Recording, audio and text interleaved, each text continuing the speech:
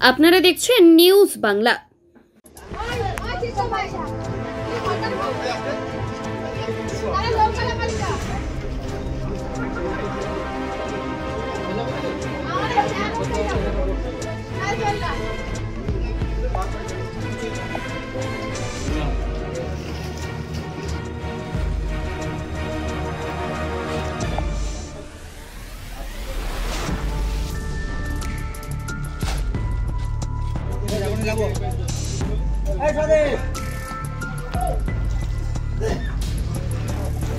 কাকদ্বীপে rail line ধরে হেঁটে যাওয়ার সময় ট্রেন আসতে দেখে নদীতে ঝাঁপ।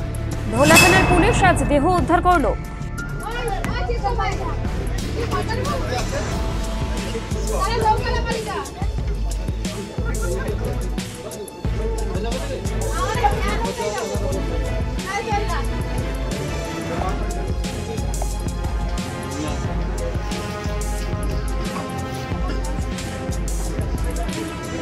দক্ষিণ 24 পরগনার কাকদ্বীপ থানার সুভাষনগরের বাসিন্দা বছর 60-এর অশোক দাসের দেহ উদ্ধার হলো ধোলা থানার গোন্ডাকাটা ফেরিঘাট সংলগ্ন নদী থেকে। গত শুক্রবার কাকদ্বীপ হাসপাতালের কাছে তার দোকান বন্ধ করে মদ্যপ অবস্থায় বাড়িতে যান। মদ্যপ অবস্থা দেখে পরিবারের সঙ্গে অশান্তি হয়। তারপর শ্বশুর বাড়ি যাওয়ার উদ্দেশ্যে কালনাগিনী নদীর ওপর রেল লাইনের ব্রিজ ধরে হাঁটছিলেন।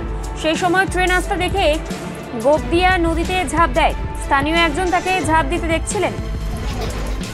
উনি দোকানদারি ছেড়ে বাড়িতে গিয়ে একটু ড্রিঙ্ক করেছিল, শ্বশুরবাড়ির উদ্দেশ্যে রওনা হয়েছিল। তো আচমকা ব্রিজের ওপর দিয়ে শ্বশুরবাড়ি যেতে হয়, তো ওই রাস্তায় ট্রেন চলে আসে, আতঙ্কে নদীতে ঝাঁপ দেয়। কবে ঘটেছিল ঘটনা? শুক্রবার দিন বিকেলে। তারপর আমরা অনেক খোঁজাখুঁজি করি, পাইনি কোথাও। থানায় মিসিং ডায়েরি করি। স্থানীয় লোক দেখে ওখানে আমাদেরকে বলেছিল, খোঁজাখুঁজি করেছিলাম।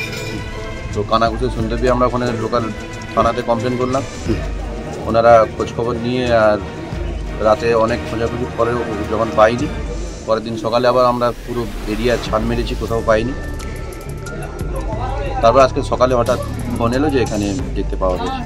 অশোক দাস, বাড়ি সুভাষনগর। বাড়ি বয়স কত হবে? 60। সংসারে কারা আছে এমনি তো না? এখন কারা আছে? হ্যাঁ, ওনার এক ছেলে এক মেয়ে আর স্ত্রী আছে। আমি ওনার পাড়া প্রতিবেশী। আপনার নাম? আমার নাম সুব্রত সিং।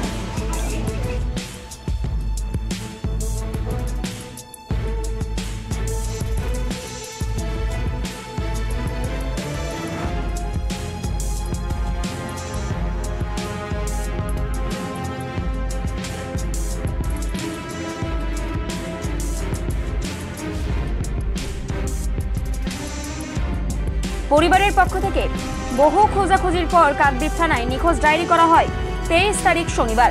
আজ ধোলা থানার অন্তর্গত গোন্ডাকাটা ফেরিঘাটের কাছে মৃতদেহ ভাসতে দেখা যায়। খবর পেয়ে ধোলা থানার পুলিশ পৌঁছায়।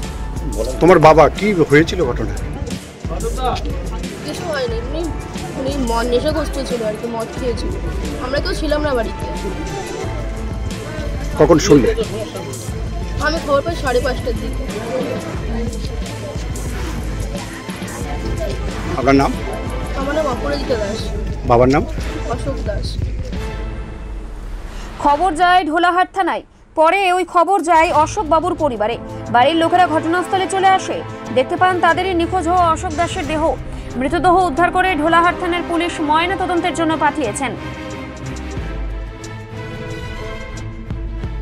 Bureau report, news Bangla.